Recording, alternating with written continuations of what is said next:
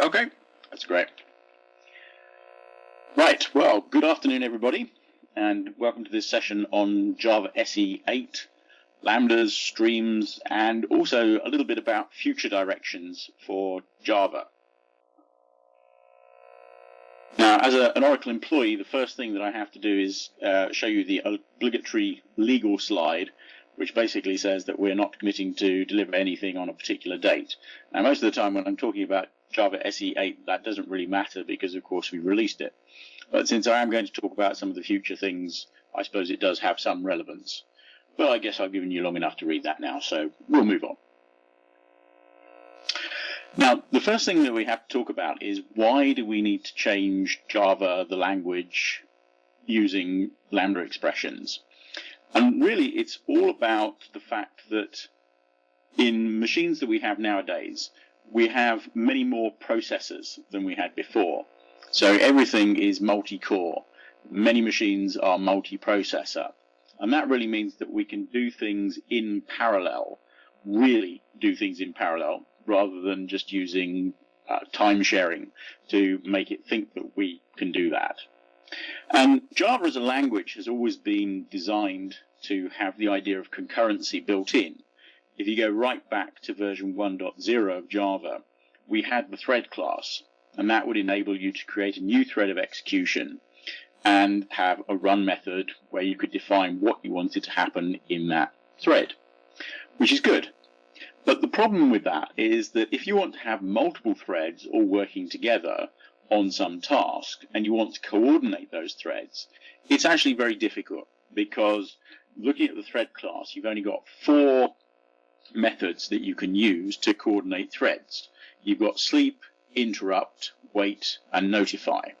And then you've got some things like synchronized blocks, you've got synchronized methods, volatile variables, things like that. But it's very difficult to write multi-threaded code using just that. In Java SE 5, we introduced the concurrency utilities, which was JSR 166. And the idea behind that was to give you a whole set of APIs that gave you access to functions which are much more familiar to people writing parallel concurrent code.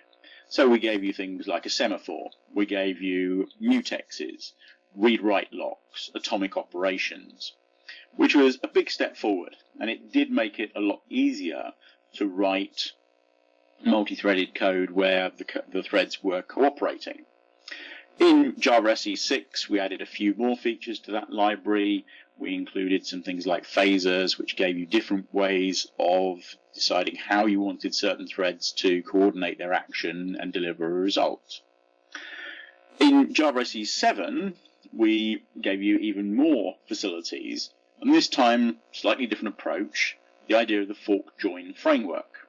And what the idea with that is that you can take one big task that can be broken up into subtasks, have that happen recursively until you get to a small enough subtask that can be executed in a single thread. Framework would handle all of the thread pool management. It would handle all of the allocating of tasks to individual thread queues, managing all of that, and then delivering a result at the end. So that was very good for that kind of application, but it still required quite a lot of code, quite a lot of boilerplate code to make things work the way you wanted them to.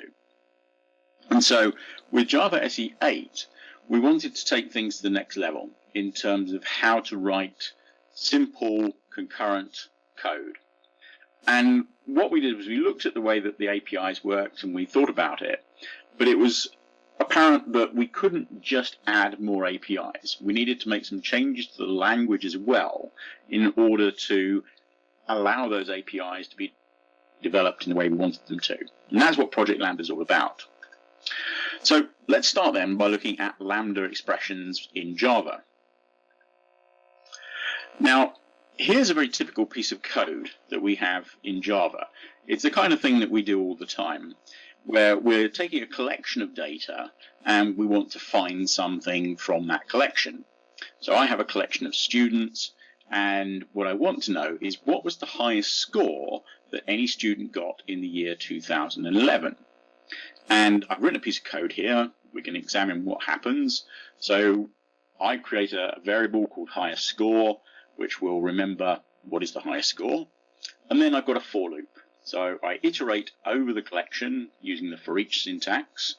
And then for each student that I have, I say, is the graduation year equal to 2011? If it is, I look at the score and see if it's greater than the current highest score. If it is, I record it. When we get to the end of that loop, we will definitely have the highest score that any student got who graduated in the year 2011. So functionally, this code is perfect. It does exactly what we want it to do. But it has some drawbacks. And that's problems are if we want to apply multiple CPUs, multiple cores to have this processed more efficiently. And so the problem is that our code is controlling the iteration. So we have an explicit for loop in our code.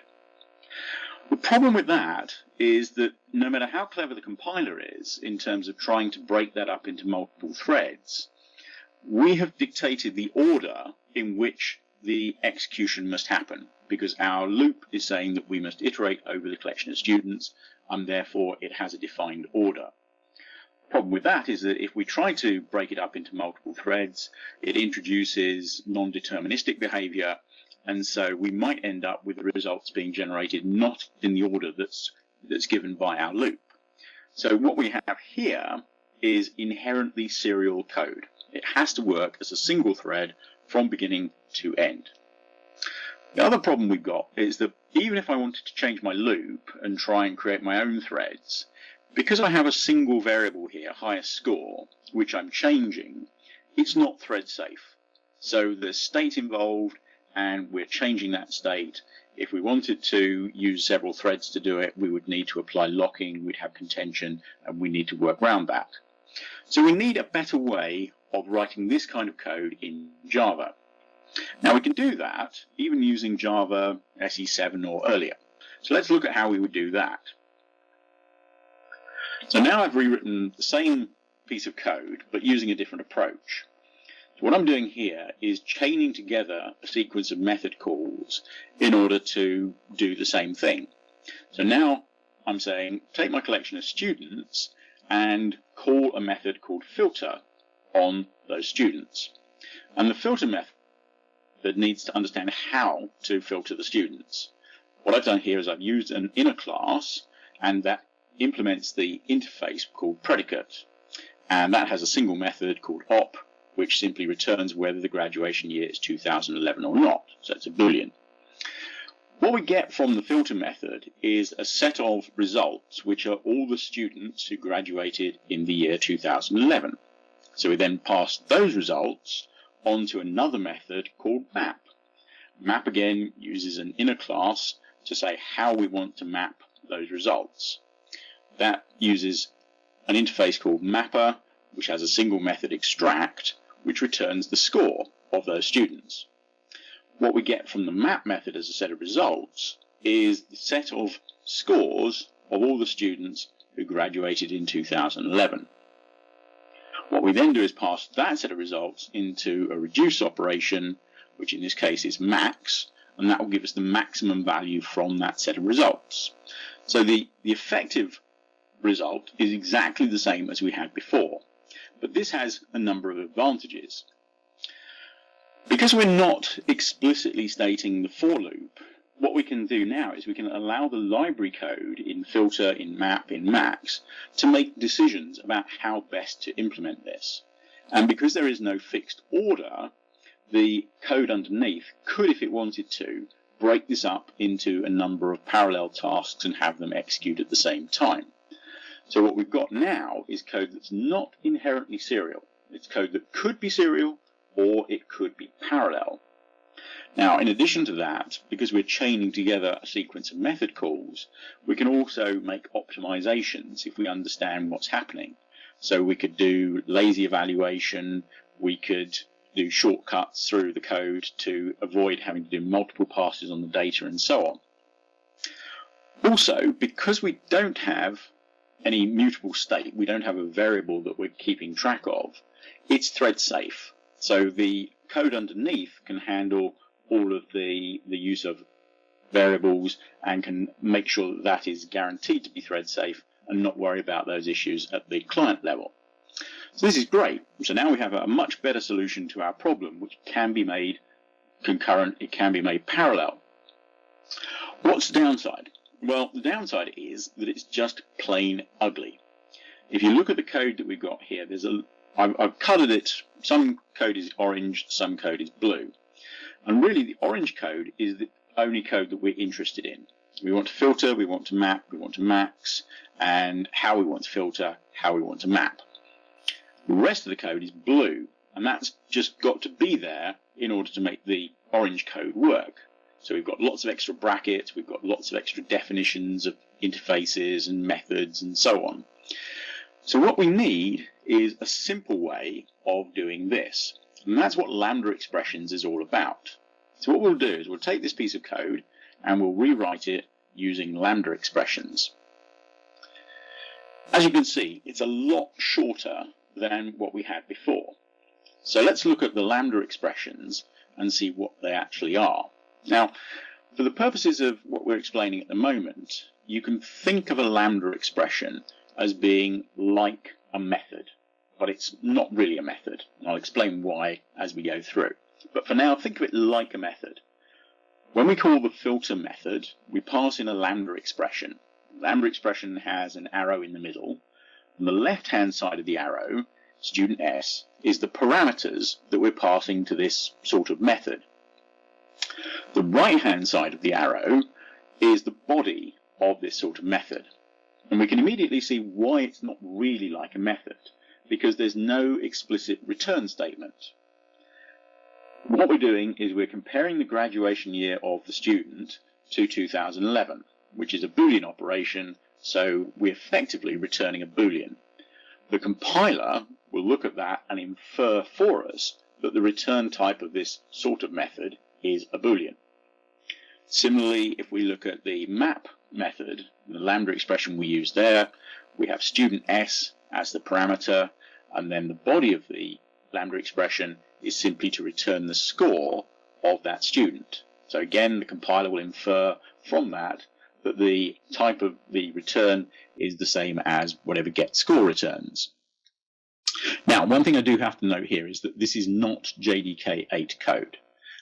Some people I've given this presentation to say that it wouldn't work in JDK8, and that's true, it won't, because we need to introduce the Streams API, and since I want to do one thing at a time, we'll look at the Streams API a little bit later. So for now, we're just looking at Lambda expressions.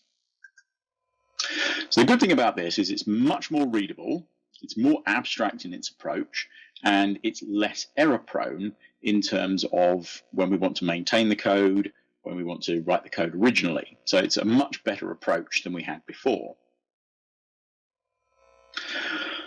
Let's look at Lambda expressions in a bit more detail then. So I've said that they're like methods, but they're not methods. So what are they then? Well, a Lambda expression we can define as being an anonymous function. And that means that it's like a method, but it's not associated with a class. That's why we don't call it a method, because in Java, all methods must be associated with a class. Lambda expression is not associated with a class, therefore we call it an anonymous function. Now, it does look like a method because it has exactly the same structure as a method. So it has a set of typed parameters, it has a body of instructions, it has a set of potentially thrown exceptions, and it has a return type. The really important thing about this is that it gives us a simple way to have parameterized behavior, not just parameterized values. So we're very used to having parameters in Java which we pass to methods which are values, but now we can also pass behavior as well in a simple way. We don't have to use inner classes to do it. If we look at our example again, where we're taking our students and getting the highest score from 2011, the structure of this is separating out the what from the how. I'm saying that with the students, I want to filter those students to provide a subset of them. I want to map those values into something else, and then I want to reduce it to a final result, in this case the maximum. So what that does is gives us the what we want to do. We want to filter, we want to map, we want to reduce. The lambda expressions, the behavior, explains how we want to do that. So in this case, as I said, we're looking for highest score in 2011. If I wanted to change that, so I could find the highest score that any student got whose name began with P, I could do it simply by changing the lambda expression, which I pass to the filter. So I don't have to change the structure of the code, I simply change the lambda expression. And I could even make that a parameter, so I could change it without having to change the code. I could pass it in as a parameter. Now, if we have an anonymous function, which is not associated with a class, what type do we actually use for lambda expressions? Because if we're going to pass them as objects to a method, they have to have a type. Java is a statically, strongly typed language, so there must be some types involved here. So what types are we actually using? Well, you can use a lambda expression wherever you can use a functional interface. And a functional interface is one that has one abstract method. We already use these a lot in Java. You can see some examples at the bottom here. So runnable is a good example. We have one method called run. Comparator, another good example. One method called compare. Action listener, we use a lot for UI code. We have one method called action performed. So the type that we use in terms of defining the parameter for a method or defining a variable that we want to assign something to is a functional interface. The lambda expression represents an implementation of the single abstract method of that functional interface. So the lambda expression itself doesn't have a type, but it can be used to provide an implementation for a functional interface type. So it's a little bit, you need to think about it a couple of times to get that clear in your mind in terms of the difference between a lambda expression not having a type, but using it where you do have a type. But you can see using a single abstract method type, that's where we can use lambda expressions. Now, if you've used inner classes, you know that there are restrictions in terms of how you can access variables from outside of the inner class, so in the surrounding scope. And the way that that's been defined in Java is that you can only access a variable if it is final, which means its value is set once and it's not changed. With lambda expressions, what we've done here is we said we'll still use that approach in that you can only access a variable that has its value set once and isn't changed, but we'll relax the rule a little bit. So you don't explicitly have to state that it's final, but it has to behave as if it was. It has to be effectively final. In the example I've got here, I've got a method called expire, I've got a parameter called before, and I want to use that in my lambda expression. Now, even though I haven't marked before as being final, its value is only set once, and so I can reference that in my lambda expression. And this is because what we have in Java is closures on values, not closures on variables. And if you look at other languages like Haskell, for example, that also uses closures on values. Languages like Scala, they use closures on variables, where you can modify variables within a closure, but Java you can't. So next question, what does this mean for a lambda? Now, if we use this in an anonymous in a class, what we're referring to is the instance of the object of the class that the compiler has generated for us. So it will generate an anonymous in a class, it will instantiate an object of that type, and so when we refer to this in an inner class, we will refer to that object that has been created for us. But remember, a lambda expression doesn't have a class associated with it. There is no object.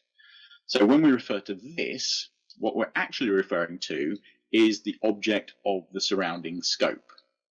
And So this is very useful because it means that you can now refer to things it's like a predefined local variable. So what about if we want to reference an instance variable which is not final or effectively final? So I've just told you that you can't do this. So here's a piece of code that basically breaks the rules. I've created a class called data processor, and it's got an instance variable which is not explicitly marked as final, current value. And then in my process method, I've got a Lambda expression where not only am I referencing that variable, but I'm also incrementing it. So from what I've just told you, this code should not compile, but it does, and it works perfectly. Why is this the case? How can we do this? Well, there's a little trick that the compiler does for us, because when you use a reference to an instance variable like this, and you think that's what you're referring to, the compiler will change it. So the compiler will change it so that it actually references this dot current value. So I said that when you refer to this, you refer to the object of the surrounding scope. So you're referring to, in this case, data processor, and by using that, you can refer to current value. The great thing about that is that this is effectively final, inserted by the compiler, so now we can change current value because it's referenced from an effectively final variable. This is both good and also a little bit potentially bad. So it's good because it means you can access a variable in the surrounding scope and modify it, but you do have to be careful because in a single-threaded environment, that will work perfectly. There's no problem. If you had a multi-threaded environment where you had multiple threads trying to do this, there's no locking involved, and so you may well get inconsistent data because you've got different threads overwriting each other's results. So do be a bit careful when you use this. Type inference. So what we've done is we've actually rewritten a large part of the compiler in terms of how it infers types from the code that's been written. And we can use that to our benefit to simplify some of the code that you have to write. What I've got here is an example of a method called sort, which takes a list with a generic type t. It also takes a comparator, and we use the wildcard to say that the comparator must be related to t as a superclass. So that's okay. If I want to use that, what I can do is I can say, okay, create me a list of type string from somewhere, and then I'm going to sort that. So I pass that as my first parameter, and then I'm going to use a Lambda expression, which, as I've said, is going to implement the compare method of the comparator interface, which is a functional interface, has one method. So here, what it does is the Lambda expression takes two arguments, string x and string y, and returns the difference in length of those strings. So we're going to sort the list based on length. But the compiler is now smart enough to say, well, list is of type string. And because string is final, that means that the comparator must also be of type string. There's no possible alternative, which means that when we write this code, we actually don't need to specify the types. We can leave out the string for x and the string for y, because the compiler will know that because list is of type string, x and y must both also be of type string. So don't be alarmed by this, because we're not introducing dynamic typing into Java. Might look a little bit like it's dynamic typing, but it's not. What we're actually doing is giving you more typing with less typing, and that's quite important. Now, another thing we've done to make your life easier in terms of using Lambda expressions is to introduce the idea of method and constructor references. Often what you find with Lambda expressions is that they're very simple in the sense of you have a variable that's the parameter, in this case file f, and all that the body does is to call a method on that parameter. So here I'm just calling the canRead method on file f. And so to shorten that, we can use a method reference, which simply says file : canRead. So you specify the name of the type and then the name of the method, and the Lambda expression is generated for you, which is the equivalent of the one above.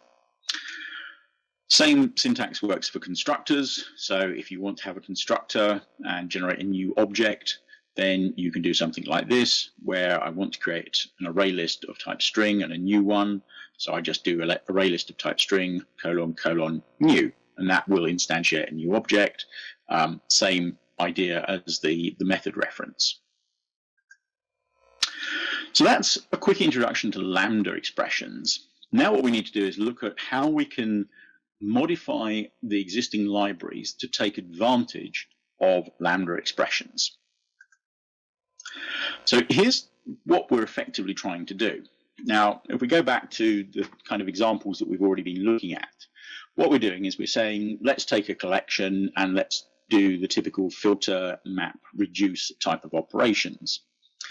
The problem here is that the collections API at the moment doesn't have a filter method, doesn't have a map method, doesn't have a reduce method. So how do we add new methods to the collections API? Well, it's pretty easy. We could just go in and we can edit the code and we can add more methods. It's very straightforward.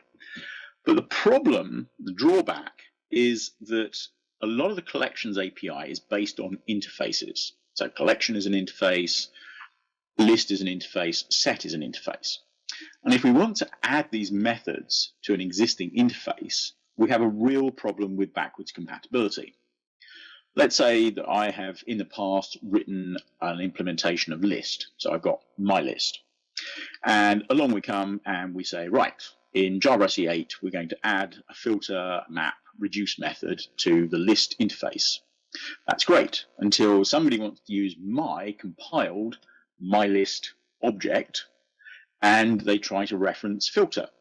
The compiler comes along and says, right, resolve filter. They go to myList, but myList doesn't have filter, so it can't resolve it. It has to throw a compiler error and it has to stop. So that's very bad. So what we need is a way of allowing us to add new methods to existing interfaces, but still allowing people to use older code that has been compiled before those methods were added. The answer to this is default methods. What we can do now is in our interface, we can define a new method. And in the example I've got here, what we're doing is defining a new method called stream. And in addition to defining the signature of that method as not taking any parameters and returning a stream of type E, we also define a default implementation. In this case, to return stream support.stream of splitterator. Now what's going to happen is that if my list that I've compiled before is going to be used and somebody says, right, we want to create a stream from that, the compiler will go to my list and it won't be able to find a stream reference.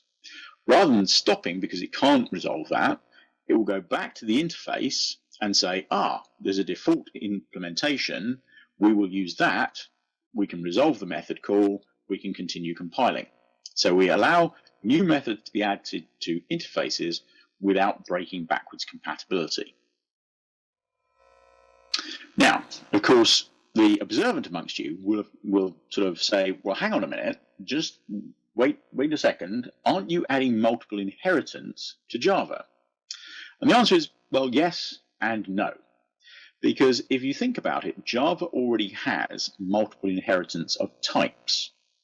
I can create a new class and I can extend a single class. So that's single inheritance.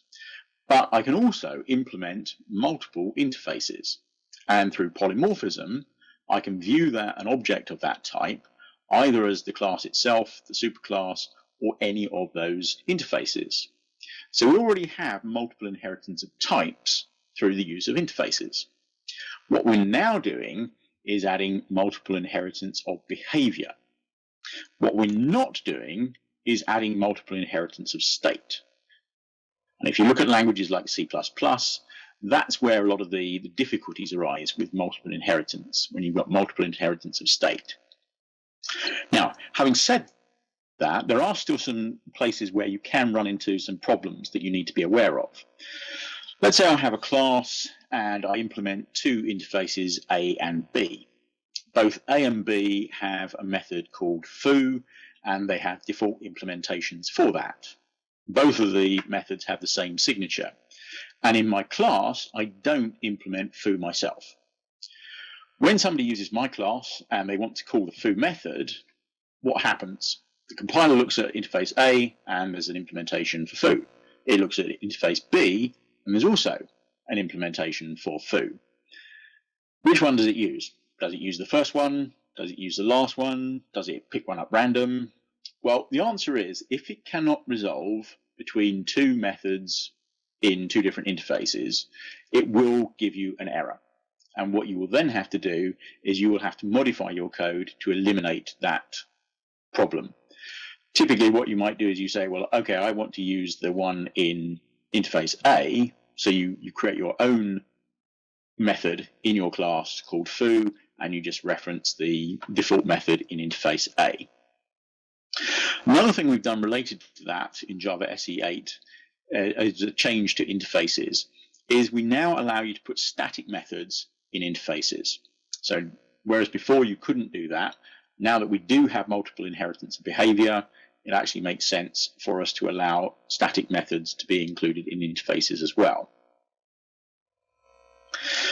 Now this brings us back to what we were talking about earlier about the idea of a functional interface.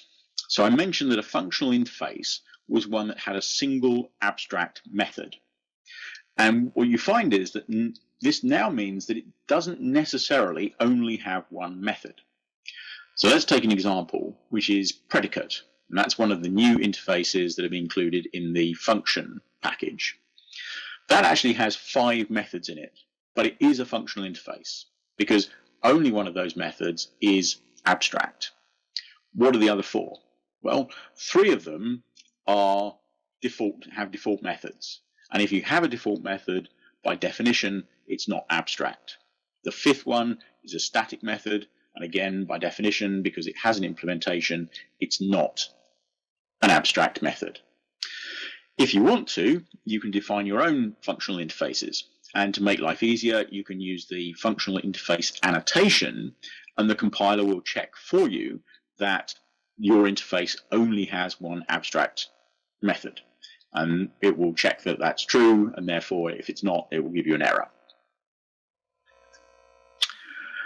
So what we've now done is we've looked at Lambda expressions, and we've looked at the idea of how we can modify libraries and interfaces without breaking backwards compatibility.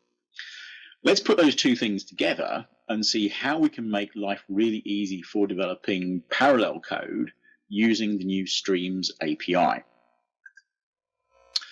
So the first thing, what is a stream? What does it really mean? Well, a stream is, most importantly, it's not a data structure. What it is, it's an abstraction, and it's a way of specifying a set of aggregate computations. You have a collection of data, you want to do something to it, and produce some kind of result. So that's what we're really talking about with streams. One of the other things that's quite important to understand with streams is that they can be infinite.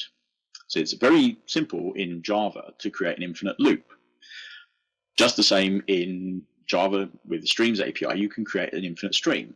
So if you create a stream of random numbers, there's, in theory, no limit to how many random numbers you can generate. So it can be infinite.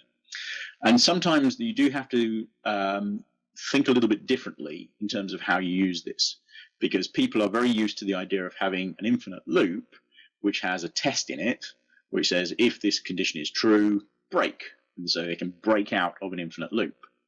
And so you need to think a little bit differently, because people think, okay, if I have an infinite stream, how do I break out of that infinite stream? And the answer is you don't really break out of it. What you do is you specify a point at which the stream terminates. But we'll see examples of that as we go through. So the whole idea behind streams is simplifying how we can define these types of aggregate computations. What we're looking for is ways that we can optimize the code in terms of evaluation, in terms of applying parallelism, concurrency, and so on. What is a stream then? Well, a stream is like a pipeline. So it's a thing that has two ends and stuff in the middle. So at one end, you've got the source of your stream. So this is where you're going to get the elements that are going to be processed by your stream. You pass that stream to 0 or more intermediate operations. And an intermediate operation is one that takes as input a stream, does something, and then returns as output another stream.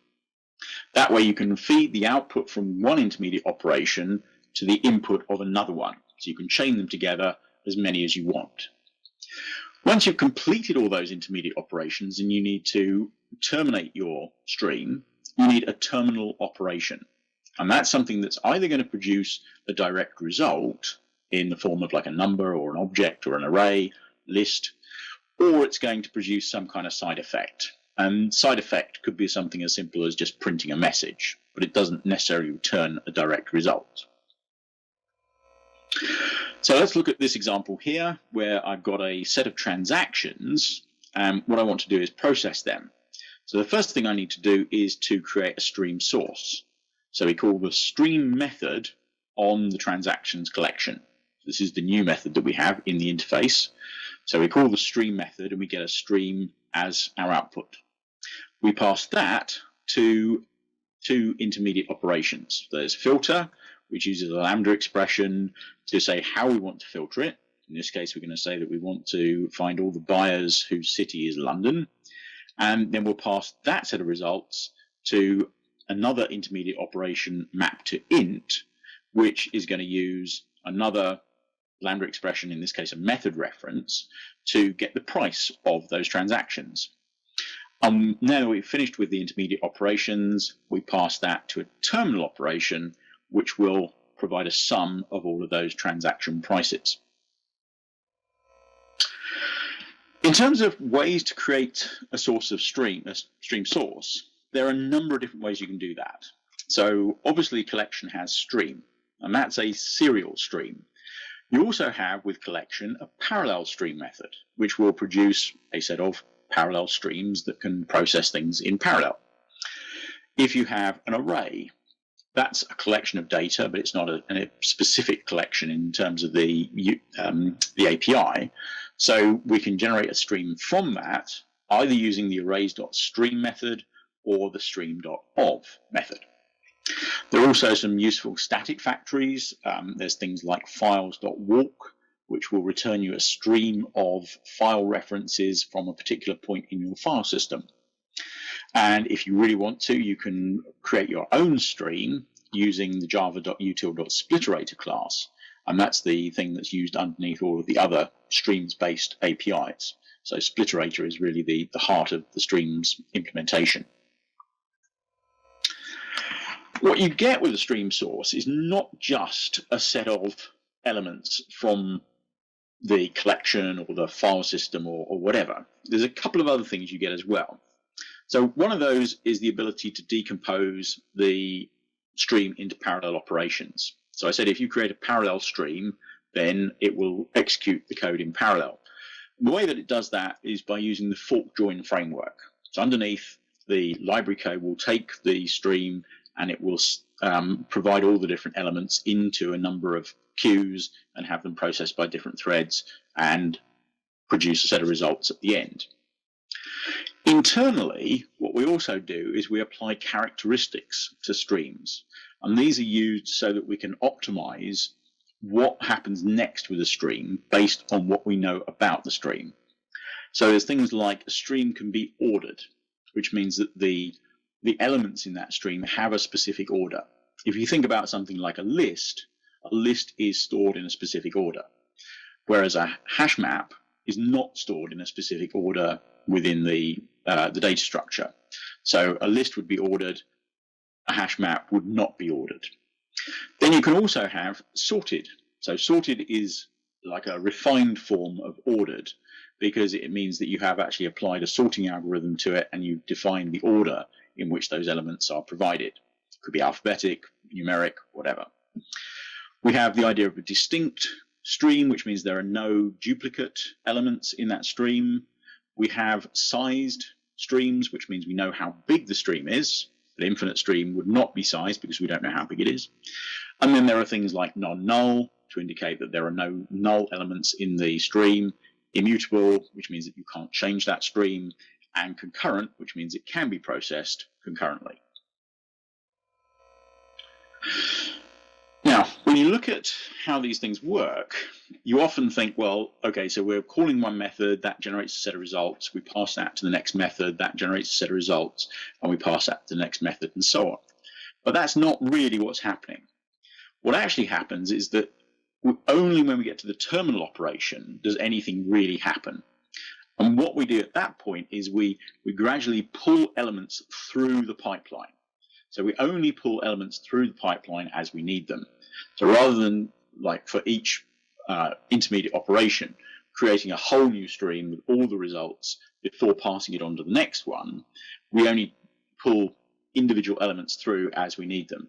And that way, if we're doing something like find first, rather than having to process all of the elements in our first part of the stream and pass it on to the next one and the next one and so on, as soon as we find a result which matches, we can stop the stream and we don't have to process anything more. So that allows us to really optimize the amount of work that happens for the streams.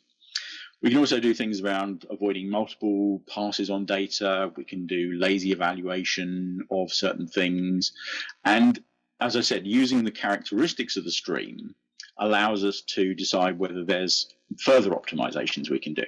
So if we have a stream that's passed, which has a distinct characteristic, there's no duplicate elements, and you pass that into the distinct method, we know that there's nothing to do. So we don't bother doing anything, we just pass the stream straight through into the next operation.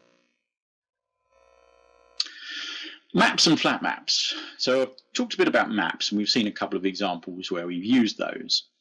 The idea with a map is it's a one-to-one mapping. So each element on the input stream will result on one element on the output stream. There's also situations where you might want to have a one-to-many mapping, in which case each element on the input stream is going to create its own stream of results. What you would end up with is a stream of streams, but what you really need is a single output stream. So flat map will allow you to provide an input stream. Each element on that input stream will be mapped to its own stream of results, and those streams will then be concatenated or flattened into the output stream. So there will be potentially more elements on the output stream than on the input stream. Another thing that we've added, which is very useful and related to the Streams API, but it can also be used in other places as well, is the optional class. The idea here is it's to eliminate some of the problems that we have with null pointer exceptions. If we look at two of the very commonly used terminal operations, min and max, what they do is they obviously look at a set of results that are coming in on the stream, and they decide what is the minimum value in that stream or what is the maximum value in that stream. If the stream that's passed to those methods doesn't have any elements in it, then what we would return is effectively a null, because we can't provide a single value because there are no values to look at. So we can't make sense of a min or a max based on that. So if we have an empty input stream, we need to have some way of representing the fact that this might contain a null reference. So rather than generating a null, which could potentially lead to a null pointer exception, what we do is we return an optional. And an optional is a container for an object reference. And that reference can either be null or it can be a real object. And effectively, you can think of an optional like a stream which has 0 or 1 elements on it. 0 elements if it's a null, 1 element if it does contain a valid reference. That way, when you call methods on the optional, you can do it to be conditional. So if you want to just get the result regardless, you use get. And that way you will either get a null or a valid reference. If you want to be a little bit more careful, you can say only do something if there is a value present. So if present, and you can specify a Lambda expression to do something if the value is there. And if you want to do the opposite of that, so if there is a null being stored, you can do or else. And then you can also make things more complicated, you can more sophisticated in terms of using filters, and you can also use map in conjunction with an optional. But I don't have time to go through all the details of that, but it does provide you with a lot of power in terms of optionals. Let's look at some examples of Lambda expressions and the Streams API in use. So here's a simple example. What I've got is a list of words, and I want to convert all of them to uppercase. So I take my word list, and I create a source for my stream by calling stream, and I pass that to map. So this is very much like what we've already seen. We use a Lambda expression, in this case a method reference, to convert all of the strings to uppercase. And this time what we want to do is generate a list as the result. So we use a terminal operation called collect, and collect will, as the name implies, collect things to something. To define how we do that, we need a collector. And in this case, we've got a set of utility methods in a class called collectors. And in this case, we're using toList. So the collector will generate a list based on the input stream and return that as the result. So this is how we get the list of strings as our output. If I want to make that happen in parallel, I can do that very simply. All I do is change the stream to be a parallel stream. And in fact, I can do that either from the collection itself, or if I wanted to, it's actually possible to convert a serial stream into a parallel stream partway through the intermediate operations. So at any point in my intermediate operations, I could actually convert into a parallel stream.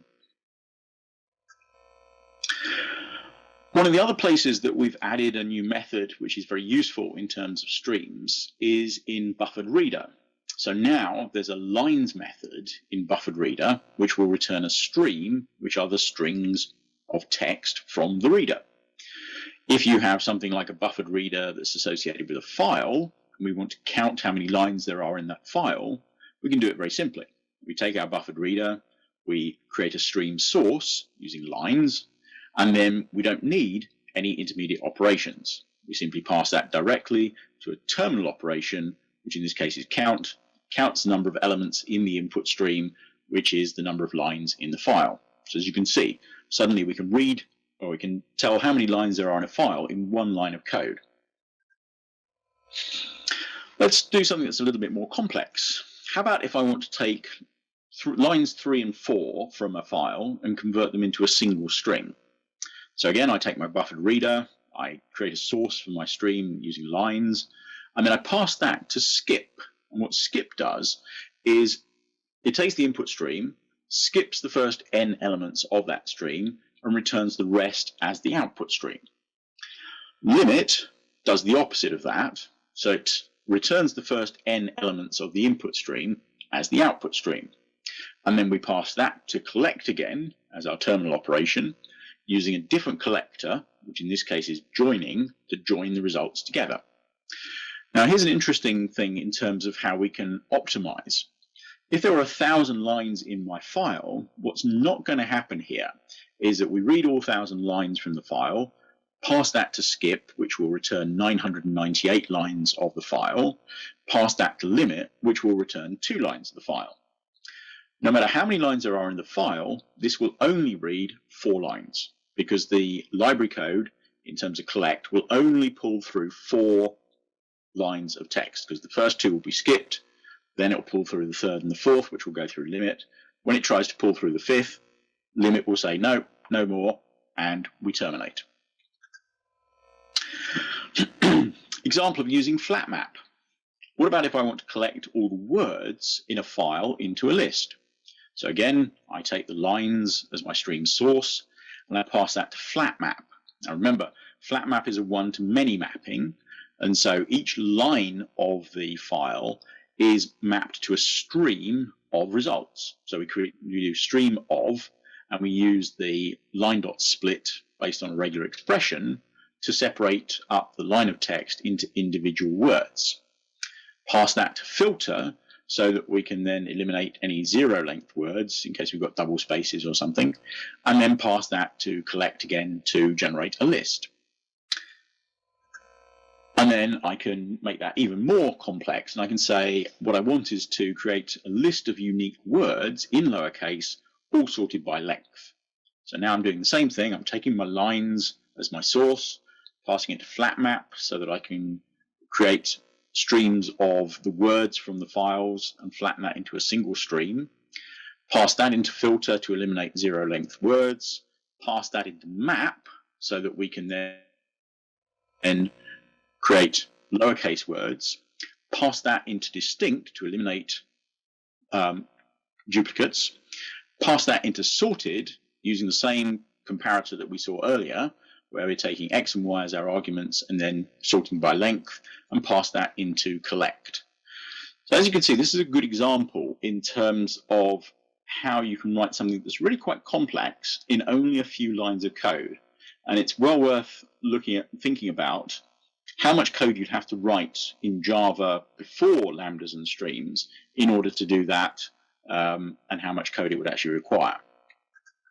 And then one last example of the streams in action was something I actually wrote myself a little while ago for a real application. So I had a temperature sensor that I was reading, and it was basically just delivering results through a serial connection as a sequence of lines of text. Each line of text had the temperature in Fahrenheit and a capital F. What I wanted to do was to get the temperature in Celsius, and then also to alert a listener, if one was registered, to changes in the temperature. So this is what I came up with. So my thermal reader was reading lines of text from the serial port. So got the lines as my source of my stream, pass that to map to double so that I could parse the double values, having stripped off the capital F. There should be a -1 in there. Sorry, there's a typo there. And then map that so that I can convert from Fahrenheit to Celsius. And then I pass that into filter, so I would only return temperatures where the temperature had changed. So if the temperature that was being recorded was different to the current temperature, then I would pass that to peak. Now, I haven't told you about peak, but peak is a method which just takes the input stream and sends it directly to the output stream. But it allows you to look at the objects as they go past. In this case, what I'm doing is I'm using an optional listener.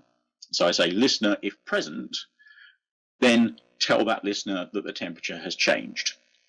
And then in order to terminate the stream, I have a for each, which will simply update the current temperature based on the new temperature that's been recorded by the reader.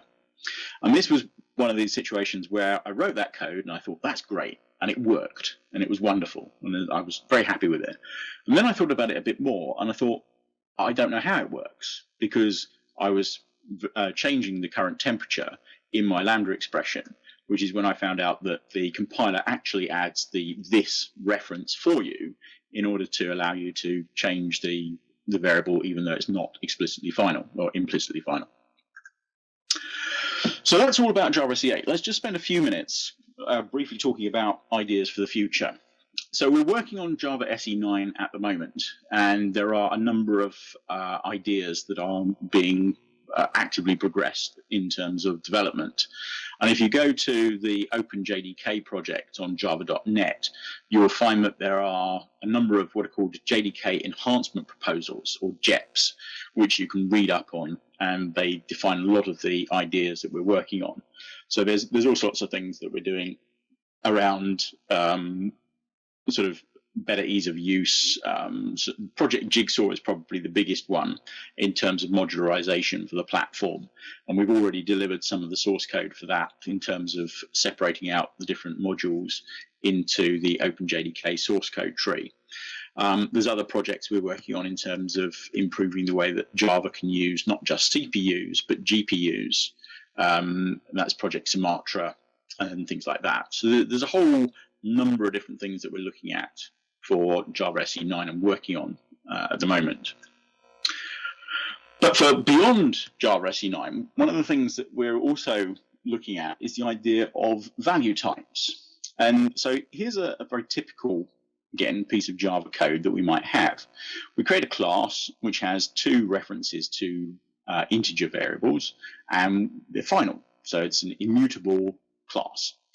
And that's great, and it's very useful, and we use it a lot. But when you look underneath at how that is stored, we see that there can be some drawbacks in terms of performance. So if we actually look at how that would actually work, you get, if we create an array of these points, what you're going to have is a header for the array, and then you're going to have a number of elements in the array. Each of those elements will point to an object, which is an object of type point. The object itself has a header, and then it also has the values. But the drawback here is that if you look at the object header, that actually contains 3 words, because there's 2 words for the header itself, and then 1 for pointer. So you've got 3 words of header, and then you've only got 2 words of data. So that means you've got 5 words for each object that's being stored there.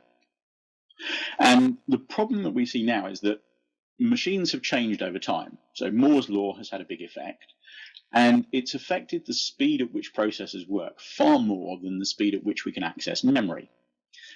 If you go back 20 years to when Java was first developed, you would find that the cost of doing an addition operation in a CPU was about the same order of magnitude as doing a read from memory. Nowadays, you're talking about 1,000-fold difference. So it's about 1,000 times faster to do an addition than it is to access memory. So what we really want to do is avoid having to go out to memory. We need to keep everything in cache if we can. Having 5 words of data for every object in this case can really provide problems in terms of getting cache misses. So we need to try and solve this problem in the sense of making the way that we store objects like this, because they're immutable, more simple. And people already try to work around this. So what you end up with is people do things like this. So rather than creating an array of points where they've got a lot of data and they want to access it very quickly, they end up creating 2 arrays of ints. And so you end up with a simpler system where they've got, easier access, there's less overhead.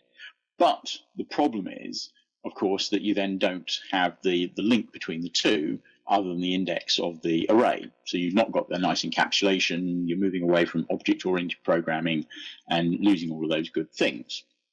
So what we really need is a way where we can provide developers with an ability to do this without having to choose whether to do it right or to do it fast. So that's the idea of value types. So now what we would end up with is, rather than having individual object references, because the objects are immutable, so it doesn't matter that we have a reference, we don't need identity for the object, what we can do is simply create an array of points where we know that the objects are immutable. We can simply store the values directly in an array referenced by the index. And then the other thing that's kind of linked to this is to eliminate some of the differences we have between the idea of primitive values and object values. So we're very familiar with the idea of collections having to store object references. If you want to store a collection of integers in an array list, you have to store integer objects. Wouldn't it be nice if we could create an array list of int? So that's some of the things that we're looking at in terms of beyond Java SE 9. So just to kind of conclude then, Java really did need Lambda expressions, Lambda statements, because we wanted to make it easier to write multi-threaded code, and we couldn't just add more APIs in the way we'd done in the past. So we needed changes to the language. Extension methods, default methods, allows us to change existing interfaces without breaking backwards compatibility. And then by combining those 2 things, we were able to deliver the Streams API, which enables you to do these things in a much simpler way and much more powerful way without making a choice about Java, about using sequential processing or parallel processing. And so what we've done with Java SE 8 is to evolve all parts of the platform. We've evolved the language, the libraries, and the virtual machine. And as I've said, Java will continue to evolve in the future. We've not decided that Java is finished. Java is not done yet. So there's lots of ideas of things that we can do in the future. And with that, I have finished. Thank you very much.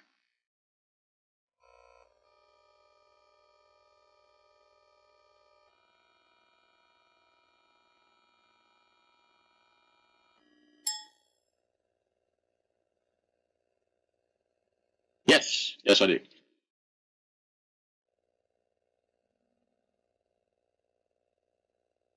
Hi.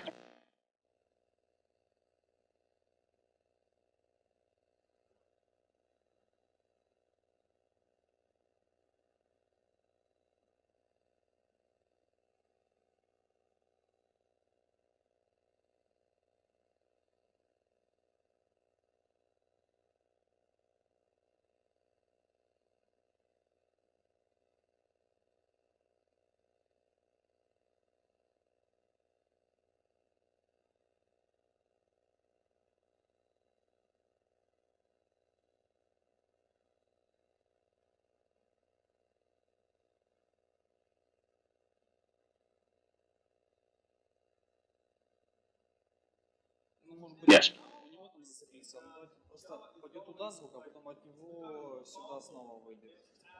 On new features like Lambdas, now I see that.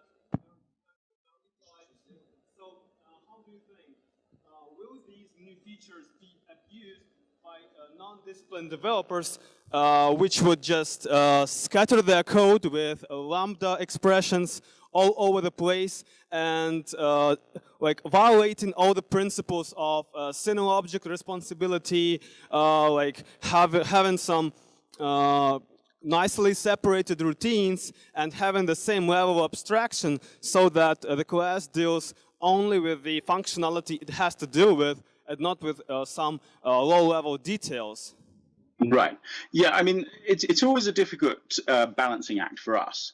And one of the things is that James Gosling, when he created Java, he always described it as a blue-collar programming language, which is one that's designed to get the job done.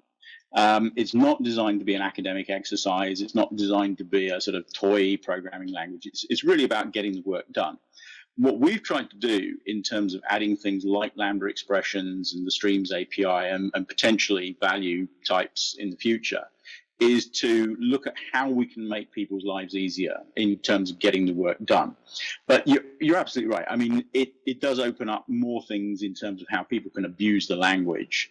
But I think we have to try and do as good a job as we can in terms of educating people in the right way to use these types of features. And the more that we can do that, and that's certainly what I and my team are doing, is trying to educate people in terms of the appropriate practices for using these kind of features. Hopefully we'll minimize the amount of abusive code that people write. Thanks. I think that answers my question pretty well, that discipline is the key. Because with discipline, we can use powerful features elegantly and with precision. Thank you very much. Thank you.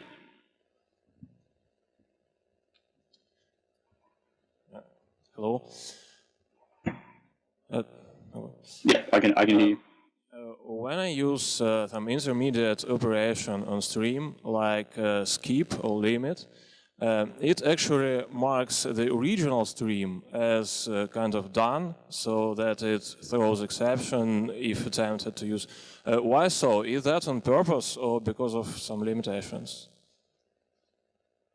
I'm not sure, well, I'm not quite sure if I understand you correctly, but a stream is only supposed to be used once. So if you try and reuse a stream, it will throw an illegal state exception. Yeah. Yeah, so that is the design of a stream, is that it's only supposed to be used once. Yes. So that is on purpose, right? Yes, absolutely. Yeah, it's only supposed to be used once. We don't actively reuse it. Yeah. Hey, hello, Simon. Hi. Hey, 1, 2. Okay, hope you can hear me. So, I can hear you. Yes. Yep. That's nice. Look, I have a quick question. I think the JavaDay did a great leap in terms of expressiveness. So what we can do with lambdas and streams, it's like very elegant one-liners we couldn't do before. So looking at Java 9 and beyond, do you see more things coming from the expressiveness standpoint, like one-liner properties, map literals, things like these? Yes, probably not in Java SE 9. But maybe in Java SE 10, I know that, I mean, properties is always one of those things that people kind of keep talking about. And we do keep looking at that. So maybe that would also make it into there. But I think the big one at the moment is going to be value types for beyond Java SE 9. But who knows? Yeah, properties as well could be a really good thing to include. Okay, thank you. Hi, Simon. I think it's probably the last question from us. Okay. So first of all, I mean, thank you one more time for great talk. The question is how the Lambdas implemented under the hood, basically. Right, yes. Unfortunately, I didn't have time to go into that detail. But that is quite interesting and very relevant, because what we could have done, and in fact what we did early on, is simply take a Lambda expression and use syntactic sugar to convert it into the equivalent anonymous in a class. And we could have just done that. So you would literally just compile it into an anonymous in a class. But that wouldn't really buy us anything in terms of performance. So what we now do is we actually use invoke dynamic, the bytecode that was introduced in Java SE 7, So we literally put an invoke dynamic bytecode in there so that we can decide at runtime what is the most efficient way of doing it. And that could be either using an anonymous in a class, it could be using a static method, method handle, dynamic proxy. But we can actually make decisions at runtime about how to improve the efficiency. So how it's implemented underneath is actually quite complicated and does go beyond simply replacing the Lambda expression with an inner class. So it is potentially means that we can improve the efficiency of a lot of library code just by changing Lambda expressions. Okay, cool. So improvements, we'll get some improvements probably in the next versions of Java. Exactly, you see, because by doing that, we're not tying ourselves to an implementation at runtime. So if we find a better way of doing it, we can just switch to that in the virtual machine. We don't have to recompile any code. Yeah, okay. Thank you very much. Thank you. Thank you, Simon. It was really a great talk, and we are looking forward to see you next year in our venue, in real life. Yes. Yeah. I will be there. Great. Okay, thank you very much. Thank you. Goodbye. Bye-bye.